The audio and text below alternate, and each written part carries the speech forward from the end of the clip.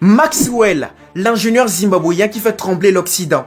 Pourquoi? C'est parce qu'il est tellement intelligent. Il est tellement intelligent qu'il a récemment été empoisonné dans l'objectif de le faire taire, de le faire disparaître. Pourquoi? Parce qu'il a créé des inventions qui sont capables à faire disparaître le marché de l'automobile, le marché de l'essence, le marché du carburant en général, sans oublier le marché des voitures électriques. Pourquoi? Parce qu'il a créé un moteur grâce à une énergie renouvelable que lui il appelle la radiofréquence.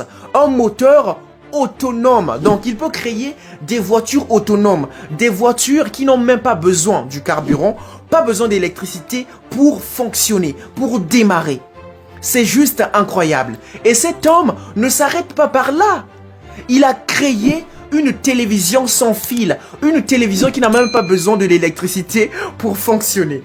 Donc toi, tu peux être avec ta petite amie, tu te dis ok, bon, au lieu d'aller au cinéma, ça ne marche pas par rapport à mon emploi du temps. Bon, je vais sortir avec ma télévision et d'aller au parc avec ma télévision et nous allons regarder notre télévision grâce à cette nouvelle technologie. Donc une télévision qui se recharge elle-même. Et même la télévision se pose la question, mais comment est-ce que je fais pour me recharger? Ça n'a aucun sens.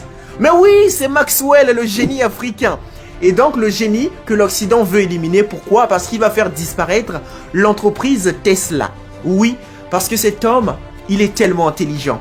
Il est tellement intelligent qu'il a même créé un moteur d'hélicoptère. Non. Non, le Zimbabwéen est tellement intelligent. Il a créé un moteur d'hélicoptère qui permet à l'hélicoptère d'être rechargé avec de l'eau, avec du pétrole, de l'essence, du gasoil, diesel, les histoires un peu comme ça.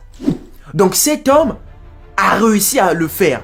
Et même les scientifiques se disent que c'est impossible. Comment c'est possible? En réalité, pour quitter d'un moteur à essence à un moteur au gaz, en fait, il faut faire la différence. Il faut changer de moteur. Par exemple, tu veux utiliser de l'essence dans ta voiture ou encore dans un hélicoptère. Il faut changer de moteur. Donc, il faut créer un autre moteur. Mais lui, il a créé un moteur qui peut recevoir tout type de carburant et ça marche. En fait, dans l'histoire de Maxwell, il faut juste comprendre que l'Africain n'a jamais été indépendant. Donc l'esclavage continue jusqu'à aujourd'hui. Parce qu'on nous impose même la monnaie que nous devons utiliser. On nous impose même à demander une permission auprès de l'Occident avant de créer quelque chose. Donc chaque inventeur africain doit recevoir l'approbation de l'Occident avant d'exercer son métier, d'exercer son travail. Ou bien avant de mettre en pratique son invention. Ça n'a aucun sens. Vous êtes les premières personnes à dire que oui, il n'obéit pas à la loi de la physique. Quelque chose de bénéfique comme ça, vous venez raconter du n'importe quoi que oui, il n'obéit pas à la loi de la physique. Ça n'a aucun sens. Et vous qui créez des bombes atomiques pour anéantir le monde entier. Ça, c'est respecter la loi de la physique? Ça n'a aucun sens. Hein? Comment est-ce que vous pouvez être méchant comme ça? Donc l'esclavage scolaire existe, l'esclavage intellectuel existe, l'esclavage minier existe. Nos propres minerais. On nous apprend que le noir ne peut pas extraire les minerais et les transformer. Il faut seulement l'Occident. Et quand tu vas parler comme ça, c'est maintenant oui, on doit arrêter le petit hardi parce qu'il attaque les pays africains, etc. Je me tais. Moi-même aussi, je me tais. Mais vous devez savoir que cet homme est un génie africain que nous devons protéger. Parce que l'Occident a besoin de l'éliminer. Ils ne veulent pas de lui. Il va anéantir le marché de l'automobile, le marché de l'électricité, le marché du carburant. Vous comprenez ce que je veux dire?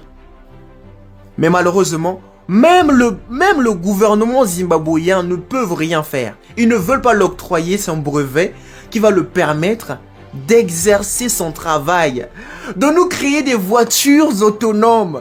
Je suis pour moi là au volant. Je demande à la voiture, besoin de carburant. La voiture dit non. Je préfère cette technologie-là.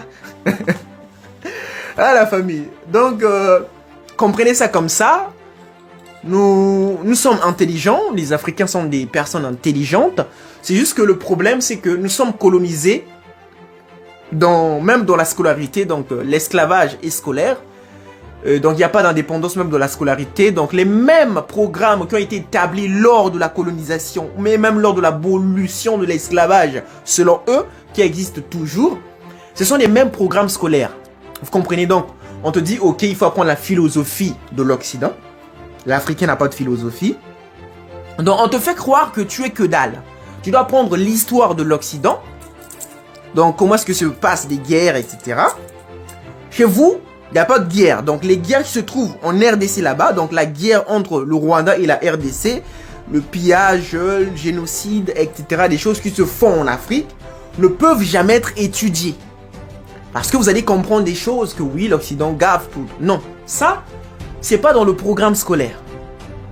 Vous devez seulement apprendre des choses que font les Blancs. Il n'y a même pas l'éducation financière. On vous apprend juste à être des travailleurs. Donc, ils savent que oui, ce blédard-là, donc lui doit aller à l'école avec ce programme-là. Comme ça, il sait que l'Africain doit seulement être le travailleur. Il ne doit pas être, en fait, il ne doit pas créer. Donc, l'Africain ne peut pas être créateur. On t'apprend aussi à l'école que oui, l'Africain n'a pas d'histoire. L'Africain n'a pas d'histoire. Lorsque tu arrives en Égypte, c'était des Blancs qui existaient en Égypte. Et donc, c'était comme ça. Donc, il n'y a pas d'histoire. Donc, le noir était dans une forêt quelque part. Il était nu. Donc, c'était comme ça. Il était sale. Donc, il n'avait pas d'histoire. Il ne connaissait rien. Pas de tradition. Rien du tout. Donc, on doit le coloniser, le laver, le nettoyer, le mettre...